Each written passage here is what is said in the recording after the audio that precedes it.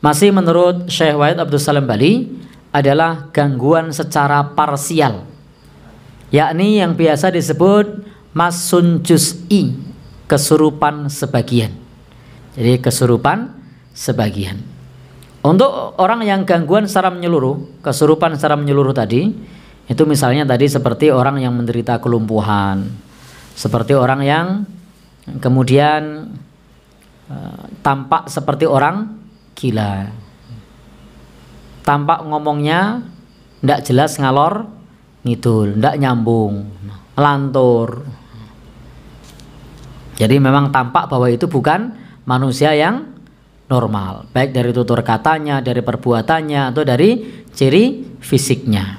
Nah, kalau yang secara parsial atau masun juz'i, kesurupan sebagian atau gangguan sebagian, jin hanya menguasai salah satu anggota tubuh saja, seperti lengannya, merasa lengannya berat.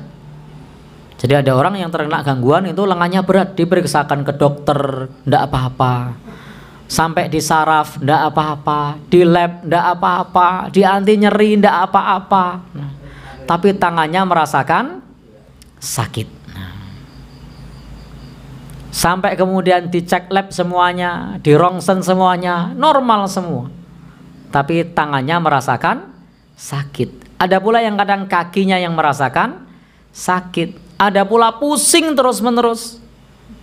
Kita pernah suatu saat menangani orang yang pusing terus-menerus sudah 10 tahun menggunakan obat di salah satu rumah sakit ternama.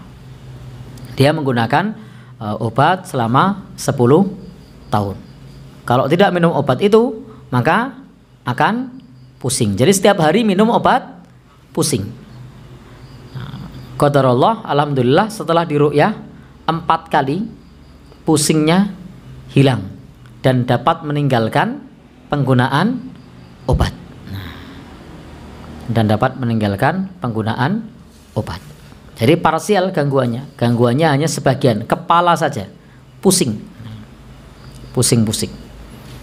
Demikian pula kalau untuk gangguan secara menyeluruh, itu kalau diruqyah kesurupan total sehingga tidak bisa menyadari apa yang terjadi. Nah, kalau yang gangguan secara parsial atau masun juz'i, kesurupan sebagian, itu kalau diruqyah juga reaksinya sebagian. Kalau tangannya gerak-gerak. Nah, kalau kepala ya kepalanya pusing yang sangat.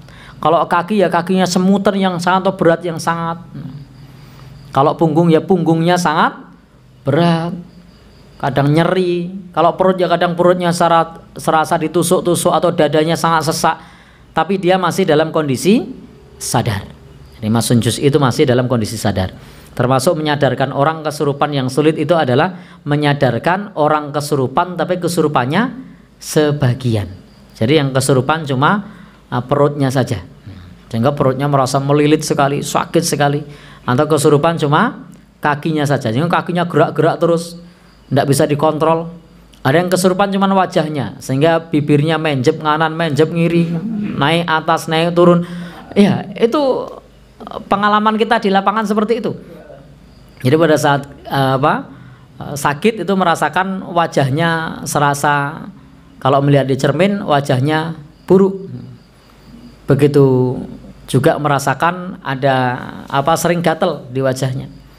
Begitu dibacakan ayat-ayat, maka orangnya sadar, tapi wajahnya geraknya tidak karuan. Jadi menjep nganan, menjep ngiri, merot kanan, merot ngiri, naik turun begitu kan. Jadi kadang-kadang di situasi seperti itu kita serba salah ini. Kalau mau ketawa dikira menertawakan orang yang sedang sakit. Nah, kalau tidak tertawa kok lucu gitu kan. Baik, tetapi begitulah efek dari gangguan jin secara sebagian. Ada pula yang terganggu hanya lisannya, sehingga tidak bisa ngomong dengan benar, celat. Ada yang kena gangguan cuman kakinya, tapi dia sadar, ora iso mlaku. Dan salah satu cara kalau untuk gangguan sebagian itu, salah satu teknik untuk ruqyah adalah bisa dibacakan ayat-ayat atau bisa dibacakan doa-doa. Contohnya adalah Allahumma adhibil ba'sa. Lalu kemudian disentuh bagian yang sakit, ditarik secara kejut. bisa baca takbir bismillah Allahu Akbar. Diulang-ulang beberapa kali. Maka kalau kemudian diusap atau ditarik, itu nanti coba diulang 1 sampai 3 kali, boleh sampai 5 kali. Jadi diusap, kemudian ditarik dengan membaca doa.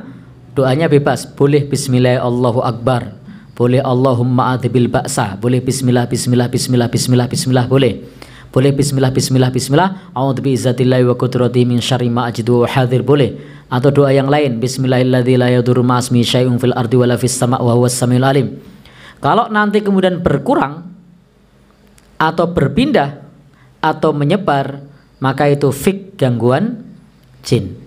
Tapi ketika diusap dengan tarik kejut, itu tidak berpindah, tidak berkurang, dan tidak hilang, maka itu sakitnya sakit medis.